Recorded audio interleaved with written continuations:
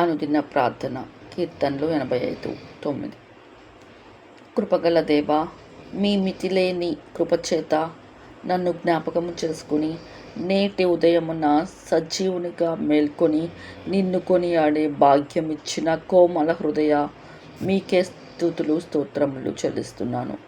ప్రభువా, వేసి అయిన రాహాబు యెరికోలో నివసించుచు దేవుని మహిమ వినినప్పుడు భయపడి విశ్వాసముతో మీ శరణు చేరింది.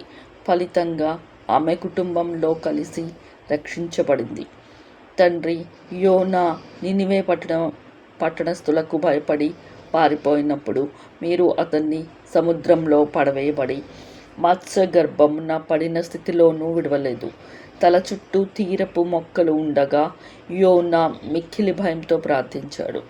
ఆ ప్రార్థన స్పందించి మీరు అతనిని రక్షించారు. దేవా, నినివే పట్టణపు ప్రజలు కఠిన హృదయులుగా ఉండి విగ్రహారాధనలో నిమగ్నమైన యోనా వాక్యాన్ని విని భయపడి రాజు నుంచి పశువుల వరకు ఉపవాసంతో ప్రార్థించగా మీరు నిర్ణయించిన నాశనాన్ని వెనక్కి తీసుకున్నారు. వారు రక్షణ పొందారు. ఇదిగో తండ్రి, మీ తీర్పు దినంన నేను కూడా రక్షించబడేందుకు ప్రతి దినము మీ ఎడల భయంతో జీవించుటకు మీ కృపతో నన్ను నడిపించుమని కృపగల యేసయ్య నామమున ప్రార్థిస్తున్నాను తండ్రి. ఆమేన్.